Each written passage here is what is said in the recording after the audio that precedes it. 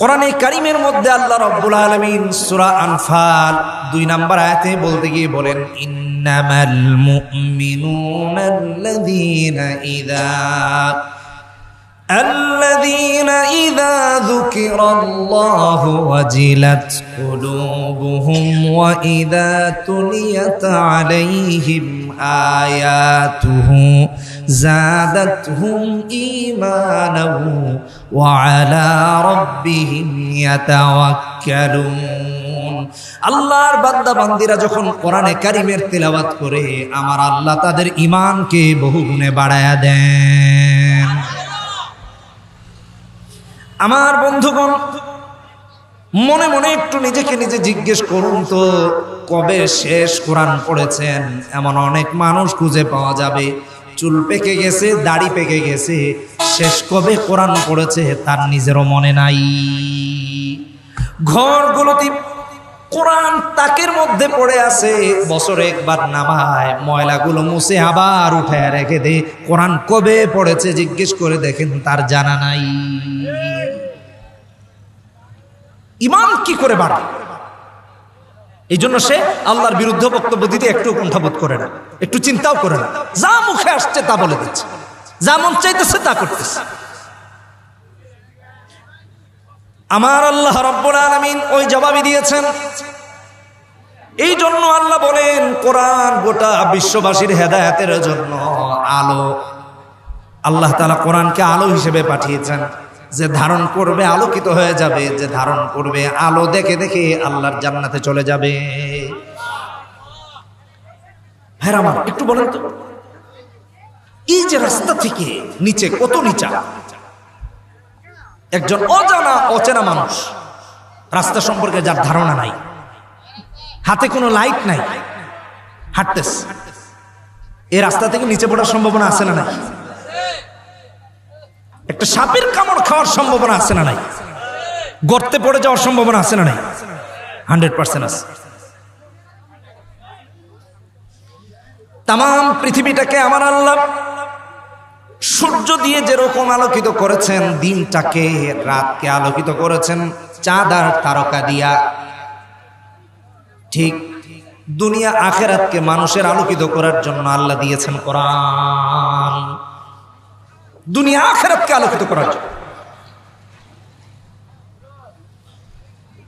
আল্লাহ রাব্বুল আলামিন সূরা ইব্রাহিমে 1 নম্বর আয়াতে এই কথা বলেছেন, কিতাবুন আনজালনাহু ইলাইকা লিতুখরিজান নাস মিনাজ যুলুমাতি ইলান নূর। নবী হে, এই কিতাব আপনাকে আমি এই জন্য দিলাম, অন্ধকারাচ্ছন্ন মানুষদেরকে যেন আপনি হেদায়েতের পথ দেখাতে পারেন। অন্ধকার, গুমরাহি, মিথ্যা, জাহালাতের মধ্যে যারা পড়ে আছে, কোরআন দিয়ে তাদেরকে আলো দেখায় দেখায় যেন জান্নাতের পথিক বানাতে পারেন। সুবহানাল্লাহ। বন্ধুরা আমার, অজানা অচেনা একজন পথিক যেরকম রাস্তায় আলোবিহীন অন্ধকার পথে বের হলে সাপের কামড় খাওয়ার সম্ভাবনা থাকে, গর্তে পড়ে যাওয়ার সম্ভাবনা থাকে, উঁচু থেকে নিচে পড়ে যাওয়ার সম্ভাবনা থাকে, মেনহলের ঢাকনার ভেতরে পড়ে গিয়ে অদৃশ্য হয়ে যাওয়ার সম্ভাবনা থাকে, গোবরে পাড়া দিয়ে নোংরা হয়ে যাওয়ার সম্ভাবনা থাকে, ঠিক তেমনি ভাবে কোরআন সুন্নাহ বিবর্জিত মানুষগুলো পথে পথে ধাক্কা খেয়ে খেয়ে জাহান্নামে যাওয়ার সম্ভাবনা রাখে। আর কোরআন যার কাছে থাকবে, কোরআনের আলো দিয়ে আলো দেখে দেখে আমার আল্লাহর জান্নাত পর্যন্ত পৌঁছায় যাবে। এই কথাটাই আল্লাহ কোরআনে বলেছেন। একটা সূরা আছে বানি ইসরাইল, 9 নম্বর আয়াত, 2 নম্বর পৃষ্ঠায় 15 নম্বর পারায় আল্লাহ বলতে গিয়ে বলেন, ইন্না হাযাল কুরআন ইয়াহদি লিল্লাতী হিয়া আকওয়াম ويبشر المؤمنين الذين يعملون الصالحات أن لهم أجرا كبيرا وأن الذين لا يؤمنون بالآخرة أعتدنا لهم عذابا أليما। একটা তাফসীর আছে, তাফসীর আদওয়াউল বায়ান ফি ইজাহিল কোরআন বিল কোরআন, তাফসীর আদওয়াউল বায়ান ফি ইজাহিল কোরআন বিল কোরআন। মুফাসসির এই আয়াতের তাফসীর করতে গিয়ে বলেন, জান্নাতে যাওয়ার যেরকম হলে, যেভাবে হলে সবথেকে সহজ পথ হয় সেটাই হলো কোরআন কারীম। একজন মানুষ যখন তার গন্তব্যে পৌঁছাবে, অনেকগুলো রাস্তা দেখবেন থাকে, এদিকেও রাস্তা ওদিকেও রাস্তা, কোনোটায় যানজট, কোনোটা আবার ভাঙ্গাচোরা, আবার দেখা যায় আরেকটা সব থেকে সহজ। পৃথিবীর সমস্ত মানুষগুলো যেভাবেই যেদিকে যাক না না যাক, জান্নাতে যাওয়ার একমাত্র সহজ গন্তব্য হলো কোরআন। কোরআন মানলে নবীকে মানতে হয়, কোরআন মানলে হাদিস মানতে হয়, কোরআন মানলে সুন্নাহ মানতে হয়। যারা বলে কোরআন মানি নবী মানে না, এরা কোরআনের বক্তব্যই কাফের হয়ে যায়। আসলে ওরা কোরআনই মূলত মানে না। যদি কোরআন মানতো তাহলে অবশ্যই অবশ্যই নবীর সুন্নত মানতো, ঠিক কিনা বেটি? এটা আজকে বিষয় না, আরেকদিন অন্য জায়গায় আলোচনা করবো। আজকে যে বিষয় এটা নিয়ে আগে, ইন্না হাযাল কোরআন ইয়াহদি লিল্লাতী হিয়া আকওয়াম। আল্লাহ বলেন কোরআনকে আল্লাহ জান্নাতের সহজ পথ বানাইছে। ভাইয়েরা আমার, বন্ধুরা আমার, কোরআন আমার আল্লাহ যেরকম জান্নাতে যাওয়ার জন্য সহজ বানিয়ে দিয়েছেন, কোরআনে কারীমকে আমার আল্লাহ বোঝার জন্য, মুখস্থ করার জন্য, আমল করার জন্য সহজ বানাইছেন। বলে হুজুর এটা কই আছে? কোরআনে কারীম খুলে দেখেন, একটা সূরা আছে সূরা কামার, 27 নম্বর পারায় সূরা কামারের 17 নম্বর আয়াত, 22 নম্বর আয়াত, 32 নম্বর আয়াত, 40 নম্বর আয়াত।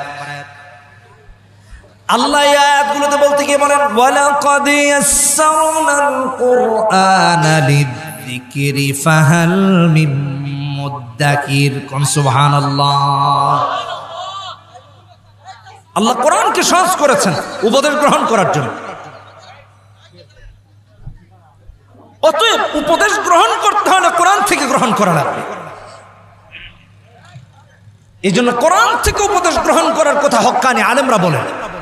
আর হক্কানি আলেমরা যখন বলেন একটা শ্রেণী কোরআনের বিরোধিতা করে, আমি দ্ব্যর্থহীন ভাষায় বলতে চাই, একমাত্র নাস্তিকরা, মুরতাদরা, কাফের বেঈমানরা ছাড়া আল্লাহর বিধানের বিরুদ্ধে কথা কেউ বলতে পারে। আর যে বলে মুসলমান থাকে। কিভাবে মুসলমান থাকে? ইয়াসসারনাল কুরআনা লিযিকর ফাহাল মিন মুদ্দাকির। আল্লাহ বলেছেন। ইমাম কুরতুবী আলাইহি রাহমা বলেন, আই সাহালনাহু লিল হিফজ। আল্লাহ বলেন আমি কোরআন মুখস্থ করার জন্য সহজ করছি। কালের আবর্তনে বিবর্তনের সুযোগ পেলে একটা শ্রেণী আবার হিফজুল কোরআনেরও বিরোধিতা করে। আমরা দেখি মাঝে মাঝে কয় কোরআন পড়লেই হবে, মুখস্থ করা লাগবে না। কত বড় জাহেল দেখে, কত বড় জাহেল দেখে, কত বড় স্পর্ধাতা। এটা কিভাবে বলে কোরআন নাকি হিফজ করা লাগবে? কোন মুফাসসির বলছেন আল্লাহ এটা সহজ করে দিয়েছেন মুখস্থ করার জন্য। এজন্য একজন তাওরাতের, ইনজিলের, জাবুরের হাফেজ দেখাতে পারবেন না, আর কোরআনের হাফেজ ঘরে ঘরে দেখাতে পারবেন। আল্লাহ সহজ করেছেন এই জন্য। পৃথিবীতে দেখবেন মাঝে মাঝে কোরআন পোড়ায়। কিছুদিন আগেও তো সুইডেনে পোড়ানো হলো না? কিন্তু কোন মুসলমানকে দেখেছেন বাইবেল পোড়াতে? কোন মুসলমানকে দেখেছেন গীতা পোড়াতে? কোন মুসলমানকে দেখেছেন মহাভারত পোড়াতে? দেখতে পারবেন না। এটাই প্রমাণ করে মুসলমানরা সন্ত্রাসী না। যারা মুসলমানদের কিতাব পোড়ায় তারাই হলো সন্ত্রাসী। আর কি বলবো? কোরআন হিফজ এই জন্য করা লাগবে। যারা কোরআন পোড়ায় তাদের পোড়ানোর প্রতিবাদ করার জন্য। বলে হুজুর কিভাবে? এই কথা বোঝানোর জন্য যে তোমরা যদি চাও মক্কার সমস্ত কোরআনের সমস্ত কপি যদি পুড়িয়ে দাও, তোমরা যদি মদিনার সমস্ত কোরআনের কপি পুড়িয়ে দাও, তোমরা যদি সারা পৃথিবীর সমস্ত কোরআনের কপি পুড়িয়ে দাও, পৃথিবীর সমস্ত মানুষকে পড়াতে পারবে না। আর সে সকল মানুষদের থেকে হাফেজে কোরআনরা আবার কোরআনের আলো গোটা পৃথিবীতে জ্বালায় দিবে। কথা বলেন ঠিক না? এই কথা বোঝানোর জন্যই কোরআন মুখস্থ করা। যে আরে নির্বোধের মতো কোরআনের কপি পড়ে লাভ হবে কি? ওদের তো বুকের ভিতরে কোরআন, তো কোরআন কোত্থেকে পড়াবে? ছোট্ট ছোট্ট ছেলেরা কোরআনে কারীম মুখস্থ করে শোনায় দেবে। কয়েকদিন আগে ফিলিস্তিনে কোরআন মুখস্থের একটা প্রতিযোগিতা গিয়েছে, অনেকে দেখেছেন সোশ্যাল মিডিয়াতে। ছোট্ট বাচ্চারাও পর্যন্ত কোরআন মুখস্থ শোনায় দিচ্ছে, এক বসা। সুবহানাল্লাহ। ছোট ছোট বাচ্চারা আমাদের দেশে আছে না নাই? বছরে 2-3 বার এদেশের হাফেজরা বিশ্ব জয় করে আসে, কিন্তু তাদেরকে রাষ্ট্রীয় সংবর্ধনা দেওয়া হয় না। আরে ক্রিকেট আর ফুটবলের জন্য কতবার, কি বলেন ঠিক কিনা? থাক না, আজকে কি হয়েছে না হয়েছে আমি কি জানি না, এগুলো হচ্ছে। অথচ হাফেজরা 20টা 30টা 40টা 100টার বেশি রাষ্ট্রের সাথে প্রতিযোগিতা করে রাষ্ট্রের মর্যাদা রক্ষা করে, তাদেরকে রাষ্ট্রীয় সংবর্ধনা দেওয়া হয় না। উচিত ছিল সারা পৃথিবীতে যদি এটাকে ভালো করে সংবর্ধনা দেওয়া হতো, বাংলাদেশের সম্মান আরো উজ্জ্বল হতো। কথা বলেন ঠিক কিনা? কোরআনের সম্মান তো কোরআনের জায়গায়, কেউ দিল কি না দিল কি এটা দেখার বিষয় না। কিন্তু রাষ্ট্রের জনগণের এবং সরকারের একটা ইচ্ছা থাকে দেশের সম্মান বাড়ানোর জন্য। যদি সম্মান বাড়ানোর ইচ্ছা থাকে তাহলে কোরআনকে সম্মান দাও, রাষ্ট্রের সম্মান দাও। কথা বলেন ঠিক কিনা? আল্লাহ হেফাজত করুন বললাম। যে কথা বলতেছিলাম, কোরআনকে আল্লাহ সহজ করছেন। এই কোরআন পাহাড়ে নাজিল করলে পাহাড় সহ্য করতে পারত, সমুদ্র, দেশ, পৃথিবী সহ্য করতে পারত। আল্লাহ মানুষকে নাজিল করেছেন, মানুষের কাছে নাজিল করছেন। সূরা হাশরে আল্লাহ এমনটাই বলেছেন না, লাউ আনজালনা হাযাল কুরআনা আলা জাবাল লারাআইতাহু খাশিআম মুতাসাদ্দিআম মিন খাশিয়াতিল্লাহ ওয়া তিলকাল আমসালু নাদরিবুহা লিন-নাস লাআল্লাহুম ইয়াতাফাক্কারুন। 21 নম্বর আয়াত আল্লাহ এটা বুঝাইছেন। অথচ আল্লাহ মানুষের কাছে এই কোরআন পাঠাইছেন কেন? মানুষ সৃষ্টির সেরা জীব, যদি তার মাঝে কোরআন আর সুন্নাহ থাকে, আর না থাকলে এর চেয়ে নিকৃষ্ট আর কেউ নাই। যেটা আল্লাহ সূরা বাইয়িনাতে বলেছেন, উলাইকা হুম খায়রুল বারিয়া উলাইকা হুম শাররুল বারিয়া দিয়ে আল্লাহ বুঝাইছেন। আল্লাহ আমাদেরকে হেফাজত করুন, বলি আমিন। হালাল হারাম বুঝার জন্য, জায়েজ না জায়েজ বুঝার জন্য যেটুকু জ্ঞান দরকার এটুকু শিক্ষা করা ফরজ। ভালো করে শুনুন, দায়িত্ব নিয়ে বলতেছি, কারণ এটা রাসূলুল্লাহর হাদিস। ইবনে মাজার হাদিসে 229 নম্বর হাদিস রাসূল বলেছেন, তলাবুল ইলমি ফরিদাতুন আলা কুল্লি মুসলিম। কিন্তু ভাইরা মাফ করে দিন, কেউ যদি কষ্ট পান মাফ করে দিন, আমার 2টা হাত আপনাদের পায়ে, মাফ করে দিন। একটু চিন্তা করে দেখেন তো কোরআন সহি করে পড়তে পারেন কিনা? অসংখ্য লোক খুঁজে পাওয়া যাবে কোরআন সহি করে পড়তে পারি না। তাহলে কি ফরজ আদায় করেছি বলুন? কতটুকু ফরজ আপনি আর আমি পালন করেছি একটু চিন্তা করে দেখেন। কি দরকার ছিল আর কি করছি? এই কথাগুলো কি বাড়িতে পৌঁছাবেন না পৌঁছাবেন না একটু চিন্তা করে দেখেন। স্বামীদের উচিত তাদের স্ত্রীদের কাছে পৌঁছানো, প্রতিটা পিতামাতার উচিত তাদের সন্তানের কাছে পৌঁছানো, প্রত্যেকটা সন্তানের উচিত তার বাবা মায়ের কাছে পৌঁছানো। এটাই কোরআনের মেসেজ, এটাই রাসূলুল্লাহর হাদিসের মেসেজ। এজন্য বুখারীর হাদিসে 3461 নম্বর হাদিসে রাসূল বলেছেন, বাল্লিগু আন্নী ওয়ালাউ আয়া। আমরা ওয়াজ শুনি, কেউ সুর শুনতে আসি, কেউ বা আবার মাহফিলের মজমাটা গরম, এই পরিবেশটাকে উপভোগ করতে আসি না, এটার জন্য কোরআন নাজিল হয় নাই। বুঝুন, আমল করুন, এজন্য আল্লাহ কোরআন নাজিল করেছেন। আল্লাহ রাব্বুল আলামিন আমাদের হেদায়েতের জন্য কোরআন যেহেতু দিয়েছেন, আমরা যদি কোরআন ছাড়া অন্য পথে চলি হেদায়েত পাওয়া সম্ভব হবে? এবং কোরআনেই উল্লেখ করে দিয়েছেন, কোরআনেই আবার উল্লেখ করে দিয়েছেন মুহাম্মদ সাল্লাল্লাহু আলাইহি ওয়াসাল্লামকে আল্লাহ পাঠিয়েছেন। কে পাঠিয়েছেন? আল্লাহ পাঠিয়েছেন। এটা আবার আল্লাহ কোরআনেই বলেছেন। কারণ কেউ বলতে পারে, আমরাও বলি কোরআন, কোরআন থাকতে হাদিস মানবো কেন? একটা দল আছে এখন যারা কিনা আহলুল কোরআন বলে। আসলে আহলুল কোরআন বলতে কিছু নাই। আহলুল কোরআন কখনো হতে পারে না। কারণ কোরআনের মধ্যেই আল্লাহ তাআলা রাসূলকে মানার কথা বলেছেন, অনেক জায়গায় বলেছেন। সূরা হাশরে বলেছেন, সূরা নিসাতে বলেছেন, সূরা আলে ইমরানে বলেছেন, সূরা আহজাবে বলেছেন। রাসূলের শ্রেষ্ঠত্বের কথা বলতে গিয়ে সূরা আম্বিয়াতেও বলেছেন। কেউ যেন আবার এই কথা না পেয়ে বসে যে আমরা তো কোরআন মানি, হাদিস মানি না, আছে না একটা দল, এটা ঠিক না। হুদান লিন-নাস বলেছেন আল্লাহ। গোটা বিশ্ববাসীর হেদায়েতের জন্য আল্লাহ কোরআন পাঠিয়েছেন। মানুষ যেখানে আছে সেখানেই কোরআন আছে, মানুষ যেখানে আছে সেখানেই কোরআন দরকার। যেখানে মানুষ আছে সেই মানুষদের অন্ধকার থেকে বের করে আলোর পথে আনার জন্য কোরআন দরকার। আল্লাহ তাআলা এই জন্য কোরআন পাঠিয়েছেন। তাই তো আল্লাহ বলেছেন হুদাল লিন-নাস ওয়া বাইয়িনাতিম মিনাল হুদা ওয়াল ফুরকান। মানুষকে হালাল হারাম জানার জন্য কোরআন দরকার। ভাইরা আমার, এই যে দেখেন না কত সমস্যা হয়, বলে কি সমস্যা হয়েছে?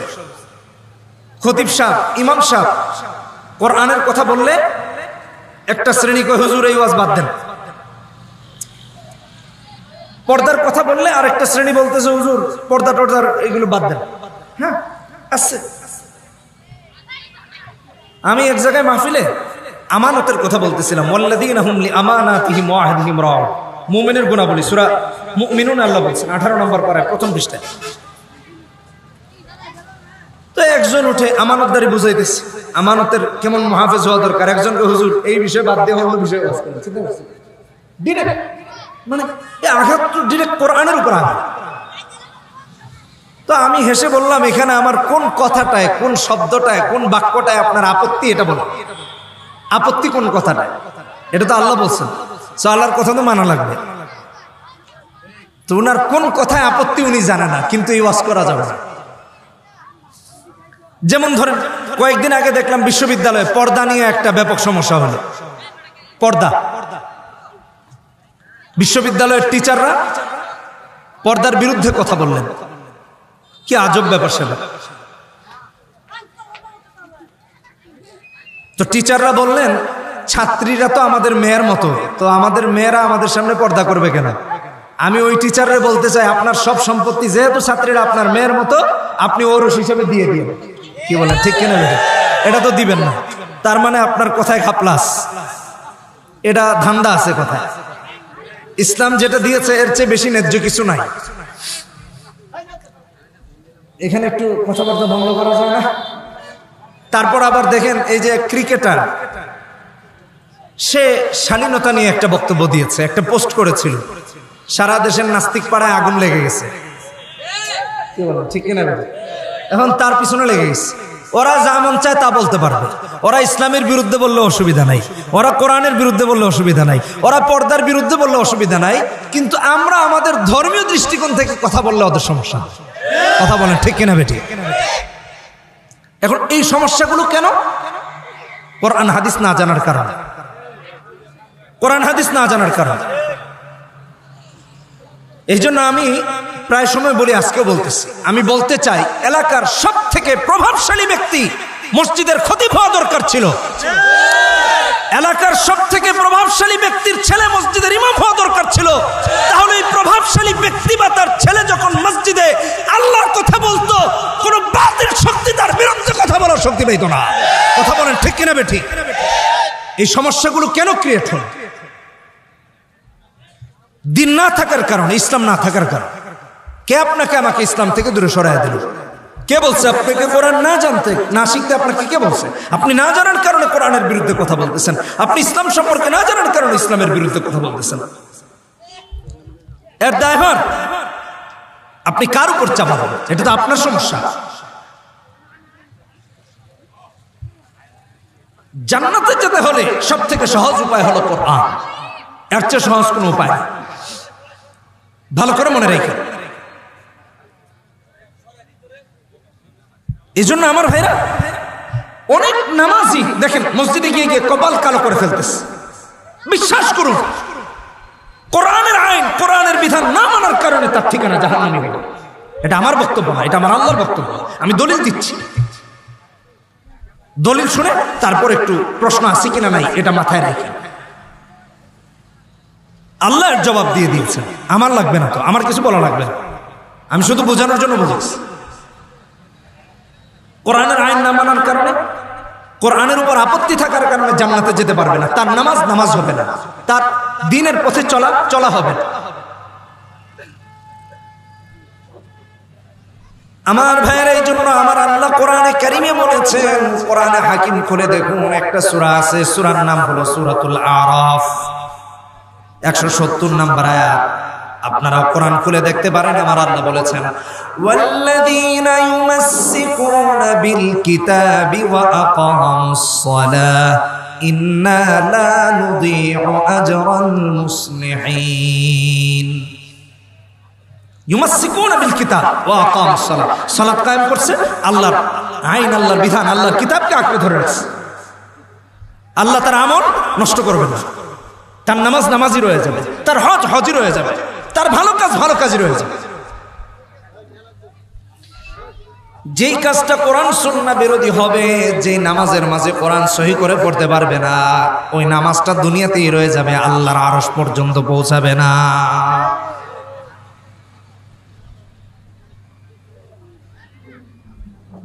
কি দুঃখজনক। হারামে দেখেছি জমজম টাওয়ারে দাঁড়িয়ে সিগারেট খাচ্ছে, পাশে নামাজ হচ্ছে। এই দৃশ্য আমার চোখে দেখে, সিগারেট খাচ্ছে পাশে দাঁড়িয়ে, আর নামাজ হচ্ছে কাবায়। কোথায় আছি আপনি? আর বলেন, এই লোকটাও দাবি করে সে জান্নাত। জান্নাতে তো সস্তা। এই জন্য আল্লাহ বলছে, ওয়াল্লাযীনা ইউমাসসিকুনা বিল কিতাব ওয়া আকামুস সালাহ ইন্না লা নুযীউ আজরাল মুসলিহিন। আর যদি কিতাবের বাইরে যান, রাসূলুল্লাহর সুন্নতের বাইরে গিয়ে জান্নাত তালাশ করেন, কিয়ামত পর্যন্ত জান্নাত খুঁজে পাওয়া যাবে। ঘরে ঘরে কোরআনের আইন দরকার। ঘরগুলো যখন, সমাজ যখন, রাষ্ট্র যখন, পার্লামেন্ট যখন কোরআন সুন্নাহ দিয়ে কায়েম হয়ে যাবে, তখন আল্লাহ রাব্বুল আলামিন আপনাকেও আমাকেও আল্লাহর জান্নাতুল ফিরদাউসের মেহমান বানায়া দিবেন।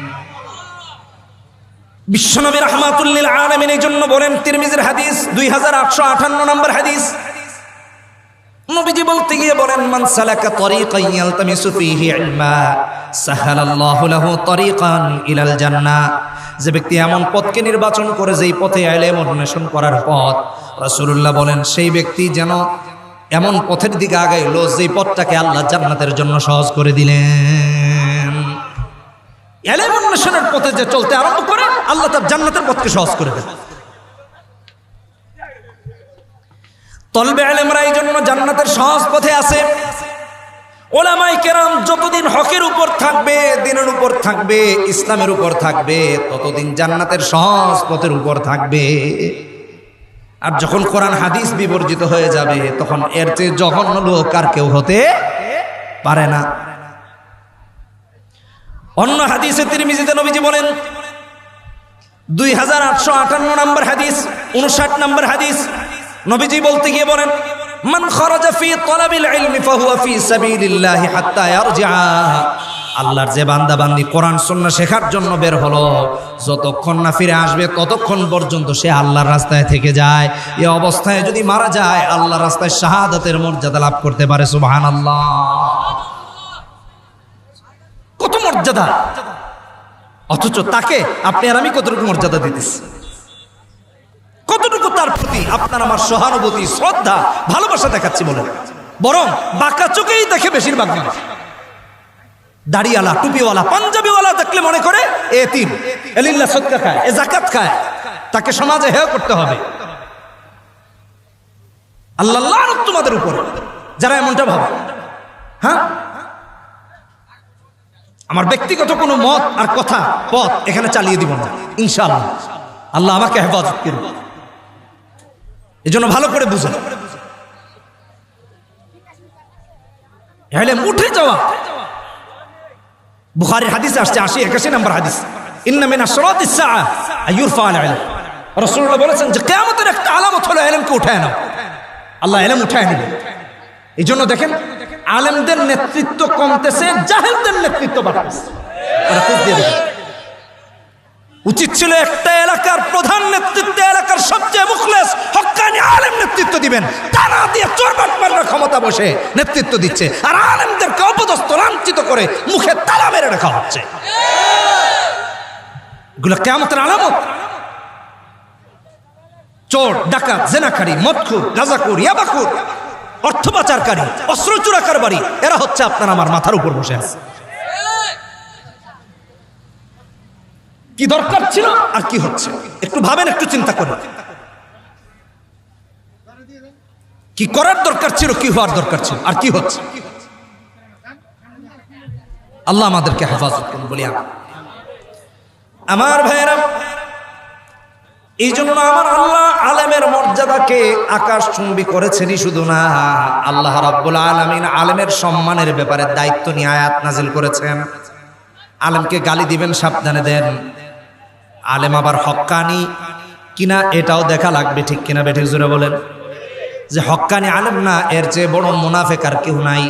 যে হক্কানি আলেম, তাকে আপনার আমার সহযোগিতা করে তার হকের উপর রাখার জন্য সমস্ত সহযোগিতা করা দরকার। আমার আল্লাহ এই জন্য বলেন সূরা ফাতিরে 28 নম্বর আয়াতে, ইন্নামা ইয়াখশাল্লাহা মিন ইবাদিহিল উলামা।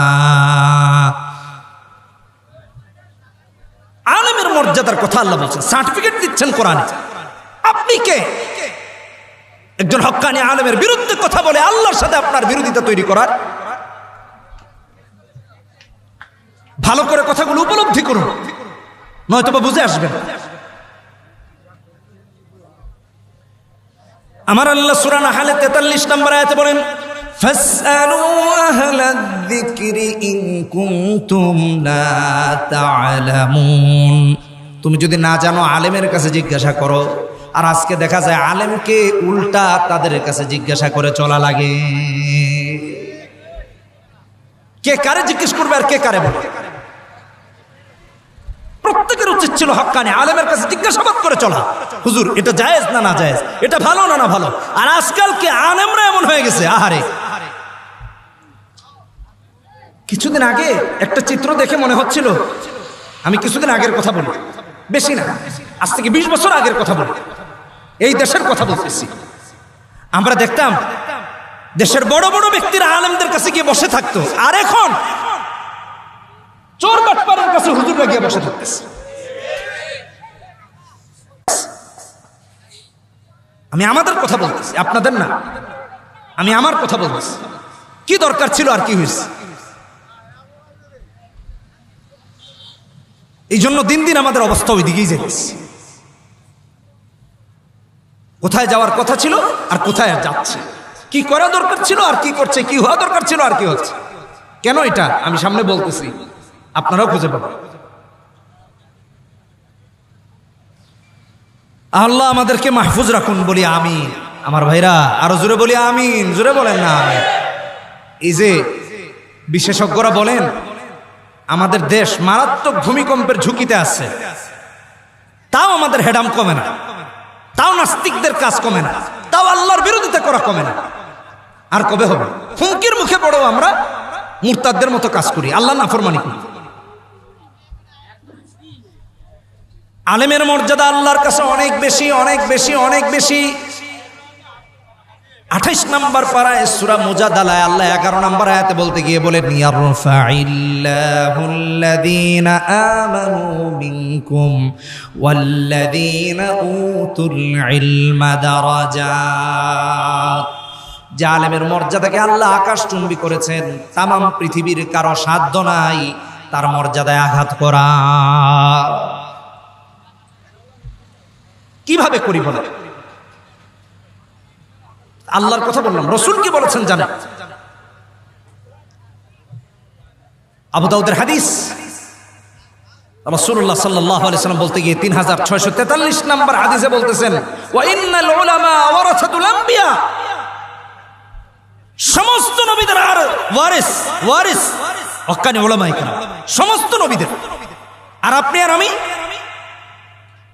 সে আলেম অন্বেষণকারী ব্যক্তিদের সাথে, আলেমদের সাথে যা মন চায় তা করতেছে, মানুষই মনে করি। বেশ আগে এক জায়গায় বায়ান করেছি এরকম মসজিদে, তো এলাকার এক সময়ের সব থেকে প্রভাবশালী ব্যক্তি মাস্তান ছিলেন।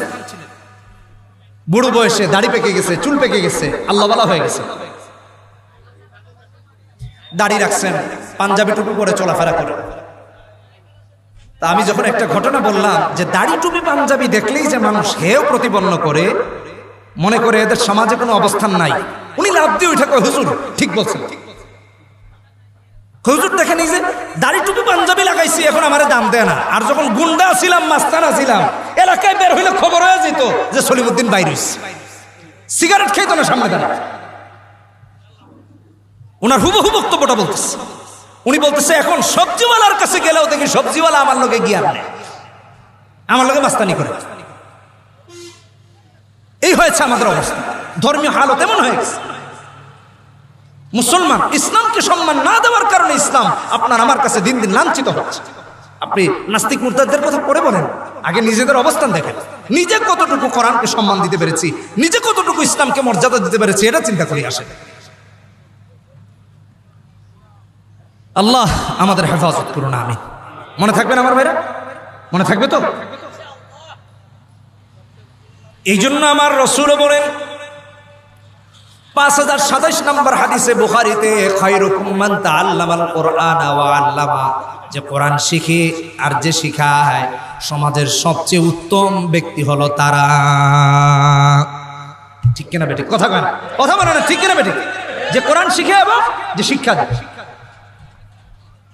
যে খারাপ এত খারাপ, যে ভালো এ ভালো, ভালোকে ভালো বলে, খারাপকে খারাপ বলে, অসুবিধা না।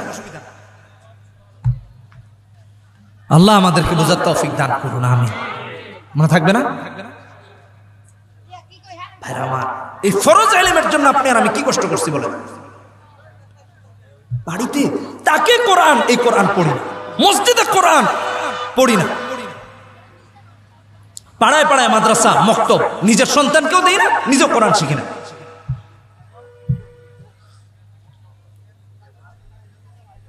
সুনানে দারমির একটা হাদিস আপনাদেরকে শোনাই, হাদিসের ঘটনা, 590 নম্বর হাদিসের ঘটনা। শুধু ঘটনা, এখন তো ঘটনা খালি বললেই হয় না, এমন না। কোন জায়গায় যেন আইতেছি, তো একজন গামছার ঘটনা শোনাইতেছে, আল্লাহ জানে কতটুকু সঠিক না বেঠে। প্রায় আধা ঘন্টা এটাই চলতেছে। তো আমি আমার ড্রাইভার সাহেবরে কইতেছি, কইরে এই গামছার কিচ্ছাটা শেষ হইব, এটা আর শেষ হয় না। আজকের কথা বলতেছি, আজকের কথা, আগের না, এই আজকে। সেও সাক্ষী, আমাকে নিয়ে আসছে গাড়ি চালাতে, বোঝার জন্য বলতেছি। ওই রকম ঘটনা, এটা হাদিস, হাদিসের ঘটনা শোনাচ্ছে। রাসূলুল্লাহর চাচাতো ভাই হযরত আব্দুল্লাহ ইবনে আব্বাস, ভালো করে শুনেন, একদিকে নবীজির সাহাবী, আরেকদিকে তিনি রাসূলুল্লাহর চাচাতো ভাই, আবার তিনি রাইসুল মুফাসসিরিন। পৃথিবীতে যত মুফাসসির আসবে কিয়ামত পর্যন্ত, রাসূলুল্লাহর পরে সাহাবীদের থেকে নিয়ে সমস্ত মুফাসসিরদের মাঝে শ্রেষ্ঠতম মুফাসসির হলেন হযরত আব্দুল্লাহ ইবনে আব্বাস, সুবহানাল্লাহ রাদিয়াল্লাহু তাআলা আনহুমা। এত বড় মুফাসসির,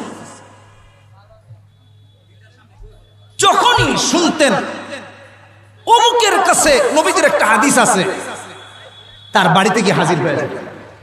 সুবহানাল্লাহ কইলেন। আর আপনি আর আমি জানি আমার বাড়ির তাকে কোরআন আছে, কয়দিন কোরআনটা একটু খুলে পড়ছি দেখেন।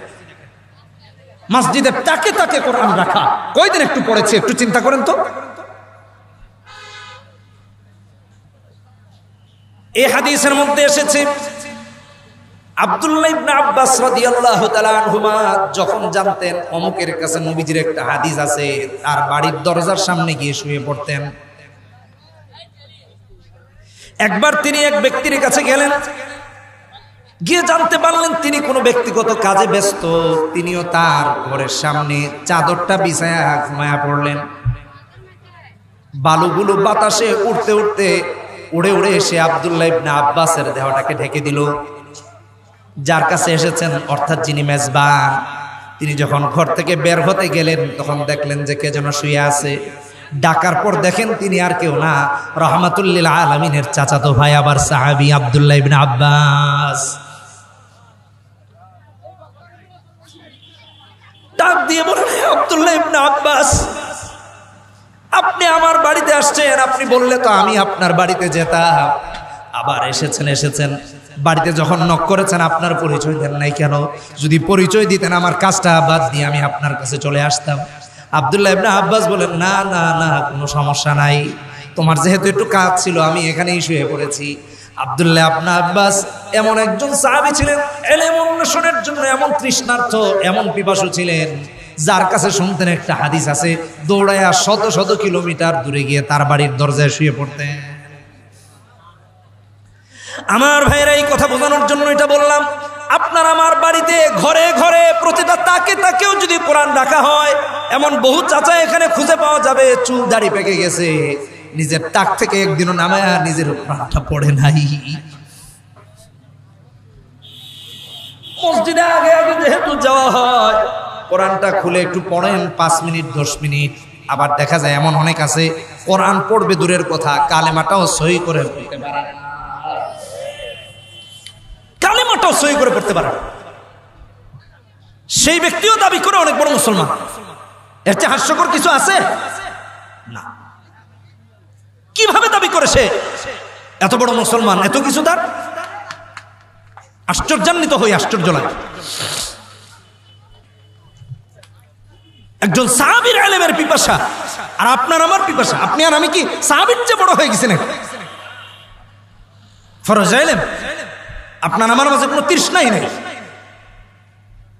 মাহফিলেও যে আসি, কি আর বলবো ভাই, এখন কোন হুজুর আসে এখানে সার্কাস করার জন্য, আর কোন শ্রোতা আসে এখানে সার্কাস দেখার জন্য। লা হাওলা ওয়ালা কুওয়াতা ইল্লা বিল্লাহ। আলেমের দায়িত্ব কি এটা? এজন্য আলেমকে আল্লাহ ধমক দিয়েছেন। অনেক সময় মসজিদে দেখা যায় আলেম সিনেমার বিরুদ্ধে কথা বলছেন, টেলিভিশনের বিরুদ্ধে কথা বলছেন, চাকরি চলে গেছে। আমার কাছে এরকম প্রমাণ আছে, চাকরি চলে গেছে। আরে অনেক সময় বলে হুজুর এই ওয়াজ করেন না, ওই ওয়াজ করেন না। বলে কেন ভাই? হুজুর চাপ আছে, চাপ আছে। বলে কিসের চাপ? উপরের চাপ। আরে ভাই, আল্লাহর উপরে আর কেউ আছে? কথা বলেন। তাহলে আল্লাহর চাপের চেয়ে আর বড় কোন চাপ আছে? জোরে চিল্লায় বলতে হবে, আছে? তাহলে আল্লাহ কি বলেছেন এটা একটু কোরআন খুলে দেখেন। কত বড় দায়িত্বহীন, কত বড় খেয়ানতকারী হলে আল্লাহর আইন, আল্লাহর কিতাবের বিরুদ্ধে আপনার আমার অবস্থান হয়ে গেছে, একটু চিন্তা করে দেখেন। 159 নম্বর আয়াত সূরা বাকারা একটু খুলে দেখে নেবেন বাড়িতে গিয়ে। আল্লাহ তাআলা বলছেন, ইন্নাল্লাযীনা ইয়াকতুমুনা মা আনজালাল্লাহু মিনাল কিতাব ওয়া ইশতারুনা বিহি থামানান কলিলা ইন্নাল্লাযীনা ইয়াকতুমুনা মা আনজালনা মিনাল বায়্যিনাতি ওয়াল হুদা মিন বা'দি মা বায়্যানাহু লিন-নাসি ফিল কিতাব উলাইকা ইয়ালআনুহুমুল্লাহ ওয়া ইয়ালআনুহুমুল লাঈনুন। যারা আল্লাহর কথাকে, আল্লাহর বিধানকে, শরীয়তকে যারা গোপন করে, তাদের উপর আল্লাহ লানত, আল্লাহর অভিসম্পাত তাদের উপরে। এর চেয়ে বড় চাপ আর কি আছে বলেন? এর চেয়ে বড় কোনো চাপ আছে কিনা একটু দেখান। বলে হুজুর এই চাপের চেয়ে উপরে ওই চাপ, তাহলে আমি মেনে নেব।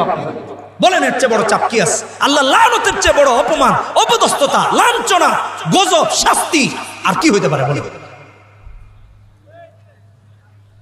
কথা বললে একটু দায়িত্ব নিয়ে বলবেন। বলেন তো দেখি এর চেয়ে বড় আর চাপ কি আছে? কোরআনে কারীম খুলে দেখেন 173 নম্বর আয়াতে সূরা বাকারা আল্লাহ বলেন, ইন্নাল্লাযীনা ইয়াকতুমুনা মা আনজালাল্লাহু মিনাল কিতাব ওয়া ইয়াশতারুনা বিহি থামানান কলিলা উলাইকা মা ইয়াকুলুনা ফি বুতুনিহিম ইল্লান নার ওয়া লা ইউকাল্লিমুহুমুল্লাহু ইয়াওমাল কিয়ামাতি ওয়া লা ইউযাক্কিহিম ওয়া লাহুম আযাবুন আলীম। আল্লাহর আইন, আল্লাহর বিধান, আল্লাহর কিতাবকে যারা স্বল্প মূল্যে ক্রয় বিক্রয় করে, এদের পেটে যেন এরা জাহান্নামের আগুন ঢুকায়। কিয়ামতের ময়দানে আমার আল্লাহ এই সমস্ত লোকদের সাথে কথাও পর্যন্ত বলবেন না। এর চেয়ে বড় চাপ কি আছে বলেন? জাহান্নামের আগুন পেটে ঢুকানো। আল্লাহ কিয়ামতের ময়দানে কথা বলবেন না। ওয়ালা ইউকাল্লিমুহুমুল্লাহু ইয়াওমাল কিয়ামা, প্রতিদানের কথা তো বাদই, ওয়ালা ইউযাক্কিহিম, আর যন্ত্রণাদায়ক শাস্তিও আল্লাহ রেডি করে রাখছেন। নিয়ে আসেন অসুবিধা না। আল্লাহ এই জন্য সাবধান করেছে। আমার ভাইরা কিভাবে কি করবেন একটু বলেন। আলেমদেরকে দুনিয়া বিমুখ হওয়া লাগবে, আপনাকেও আমাকে হওয়া লাগবে। তিরমিজির হাদিসে রাসূলুল্লাহ সাল্লাল্লাহু আলাইহি ওয়াসাল্লাম এজন্য বলেছেন 4241 নম্বর হাদিস, ইজহাদ ফিদ দুনিয়া ইউহিব্বুকাল্লাহ ওয়াজহাদ বিমা ফি আইদিন নাস ইউহিব্বুকান নাস। দুনিয়া বিমুখ হয়ে যান, আল্লাহর প্রিয় হবেন। আর মানুষের কাছে যা আছে ওটার দিক থেকে চোখ ফিরায় নেন, নিজে বিমুখ হয়ে যান, মানুষের প্রিয় হয়ে যাবে। কয়টা উদাহরণ দিই। ইমাম আহমদ ইবনে হাম্বল রাহিমাহুল্লাহ, ইমাম সাহেব কেমন ছিলেন শুনেন। মানুষের কোনো কিছু নিতেন না, এটা হালাল কি হারাম এই বিবেচনায় কিচ্ছু গ্রহণ করতেন না, কারো বাড়িতে খেতেন না, হালাল কি হারাম না জানা পর্যন্ত। ইমাম সাহেব একবার ওনার সন্তানকে রুটির দোকানে পাঠিয়েছেন। রুটিওয়ালা জিজ্ঞেস করলো, তুমি কে? বলে, আমি ইমাম আহমদ ইবনে হাম্বলের সন্তান। বলছো কি? বলে, হ্যাঁ। বলছে, ঠিক আছে, এই নাও রুটি। একটাতে রুটি আর আরেকটা পুটলিতে স্বর্ণ আর রূপা মিলাইয়া দিন। কারণ ইমাম সাহেবকে কিছুই দেওয়া যায় না, সে নিজেকে সৌভাগ্যবান মনে করে দিচ্ছে। ইমাম আহমদ ইবনে হাম্বলের কাছে যখন আনা হয়েছে, তিনি রুটিও ফেরত দিয়েছেন, স্বর্ণ রূপাও ফেরত দিয়েছেন, আর বলেছেন, কোত্থেকে এটা এনেছো? যাও গিয়ে বলে দাও ইমাম সাহেবকে এগুলো দেওয়া যায় না। আর আমরা হলে তাড়াতাড়ি করে স্বর্ণ আর রূপাটা আগে পকেটে রাখা, ঠিক কিনা বেটা? একজন ইমাম আহমদ ইবনে হাম্বল ওয়ালা রুটিওয়ালার কাছে ফিরায় নিয়ে গেছে যে, বাবা সব ফেরত দিয়েছেন, এগুলো আপনাকে দিয়ে দিতে বলছে। ছেলে যখন নিয়ে গিয়েছে, দোকানদার বলল, আচ্ছা ঠিক আছে, আপনার বাবা তো রুটি ফেরত দিয়েছেন, রুটিটা ফেরত নেন, স্বর্ণরূপার পুটলিটা নিয়ে যান। না, আমার বাবা এটাও ফেরত দিয়েছে। সুবহানাল্লাহ। তিনি আহমদ ইবনে হাম্বল 18 বছর জালেমের কারাগারে ছিলেন। 18 বছর। খলিফা মামুন, খলিফা মুতাসিম বিল্লাহ, খলিফা ওয়াসিক জেলখানায় ঢুকে রাখছে। কোরআন মাখলুক কি মাখলুক না, খালকে কোরআন নিয়ে এই প্রশ্নে রাষ্ট্রপ্রধানের সাথে দ্বন্দ্ব দেখা দিছে, আপোষ করেন নাই, জেলে ছিলেন 1 বছর না 18 বছর। বাতিলের সাথে আপোষ করেন নাই, জেলখানা থেকে বের হয়েছেন। খলিফা ওয়াসিক এক পর্যায়ে তাকে বের করেছেন, বের হয়েছেন। খলিফা তাকে উপর হুকুম দিতে চাইলেন। ভালো করে শুনেন, ইমাম আহমদ ইবনে হাম্বল তা প্রত্যাখ্যান করলেন যে, আমাকে কোনো উপর হুকুম দেয়া যাবে না, রাষ্ট্রের পক্ষ থেকে আমি এগুলো নিব না। ভালো করে শুনেন, ভালো করে শুনেন। খলিফার ছেলেদেরকে খলিফা বললেন, তোমরা নাও। তারা নিয়েছেন, ইমাম সাহেবের ছেলেরা নিয়েছেন। দেখেন কথাটা, ইমাম আহমদ ইবনে হাম্বল সন্তানদের সাথে সম্পর্ক ছিন্ন করে দিয়েছেন। আজকে থেকে তোমাদের সাথে আমার কোনো সম্পর্ক নাই। আজকেও যদি একজন ইমাম আহমদ ইবনে হাম্বল থাকতো, তাহলে এই দেশের নেতৃত্ব হক্কানি আলেমরা দিত, আলেমরা দিত। ইমানকে সর্বোচ্চ রাখুন, সবার উপরে রাখুন, তা না হলে আল্লাহর কাছে জবাবদিহিতার কাতারে দাঁড়াইতে। ইমাম আহমদ ইবনে হাম্বলের পরহেজগারিতা তাকে কোথায় নিয়ে গিয়েছিল? ছোট্ট একটা উদাহরণ দেই। এক লোককে জিনে ধরেছে, জিন ধরলে আবল তাবল বলে পাগলামি করে। খলিফার কাছে তাকে আনা হলো। খলিফা বললেন, এই জিন কে ছুটাবে? ইমাম সাহেব ছাড়া আর কেউ নাই। ইমাম আহমদ ইবনে হাম্বলকে খবর দিয়েছেন। ইমাম আহমদ ইবনে হাম্বল এসেছেন। এসে বলে, কি হয়েছে? তাকে জিনে ধরেছে।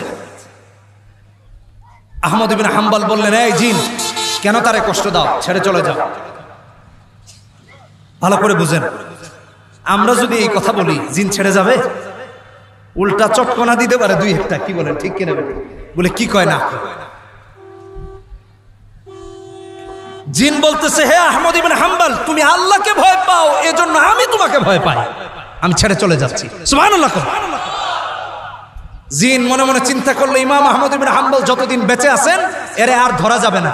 ইনি যেদিন মারা যাবেন, সেদিন আবার জিনে তারে ধরবে। আহমদ ইবনে হাম্বল যখন মারা গেছেন, তখন জিনে আবার তারে ধরেছে। আবার খলিফা আলেমকে ডাকলেন, ডেকে আনার পর বললেন, জিনটা ছোটান। হুজুর তারে জিন ছাড়ানোর জন্য অনেক কিছু করলেন। জিন বলে সবাই আহমদ ইবনে হাম্বল না, যে আমারে যাইতে বললেই চলে যাব। যদি আহমদ ইবনে হাম্বল হতো তাইলে আমাকে বললে চলে যেতাম। যেহেতু আহমদ ইবনে হাম্বল নাই, কেউ আমাকে ছুটাইতেও পারবে না। আল্লাহু আকবার। আমার ভাইরা, একজন ইমাম আহমদ ইবনে হাম্বলের মতো যদি পরহেজগার লোক হওয়া যায়, তাহলে আল্লাহর কাছে, দুনিয়ার কাছে, মানুষের কাছে, জিনের কাছেও প্রভাব বিস্তার করা যায়। কথা বলেন ঠিক না বেটি? ইজহাদ ফিদ দুনিয়া ইউহিব্বুকাল্লাহ ওয়াজহাদ বিমা ফি আইদিন নাস ইউহিব্বুকান নাস। দুঃখে কয়েকটা কথা বললাম। আবু দাউদের অন্যান্য হাদিসে এসেছে, রাসূল বলেছেন 3660 3666 নম্বর হাদিসেও জাহান্নামে আল্লাহ তাআলা পাঠায় দেবেন, জান্নাতের ঘ্রাণও পাবে না যে আলেম হক কথা গোপন করবে। আল্লাহর কাছে জবাবদিহিতা এত মারাত্মক হবে। আলেমের কথাটাও বললাম, শুধু পাবলিকের কথা বললে হবে না, আমাদের দায়িত্বটাও বোঝান লাগবে যে আমরা কতটা চাপে থাকি। আল্লাহ আমাদেরকে হেফাজত করুন বলি আমিন। মনে থাকবে না ইনশাআল্লাহ? কোরআন সুন্নাহ মোতাবেক চলবো তো ইনশাআল্লাহ? জোরে বলেন চলবো তো ইনশাআল্লাহ? কে কে চলবেন হাত তুলে দেখায় দেন। যারা হক কথা বলে তাদেরকে সহযোগিতা করবো তো ইনশাআল্লাহ? বলেন হে আল্লাহ, ওয়াদা করতেছি যতদিন বেঁচে থাকবো কোরআন সুন্নাহ মেনে চলবো। হে আল্লাহ আমাদেরকে তৌফিক দান করুন। জোরে বলি আমিন, আরো জোরে বলি আমিন। ওয়া আখিরু দাওয়ানা আলহামদুলিল্লাহি রাব্বিল আলামিন। সুবহানাল্লাহি ওয়া বিহামদিহি, সুবহানাকাল্লাহুম্মা ওয়া বিহামদিকা, আশহাদু আল্লা ইলাহা ইল্লা আনতা, আস্তাগফিরুকা ওয়া আতুবু ইলাইক। আসসালামু আলাইকুম ওয়া রাহমাতুল্লাহি ওয়া বারাকাতুহু।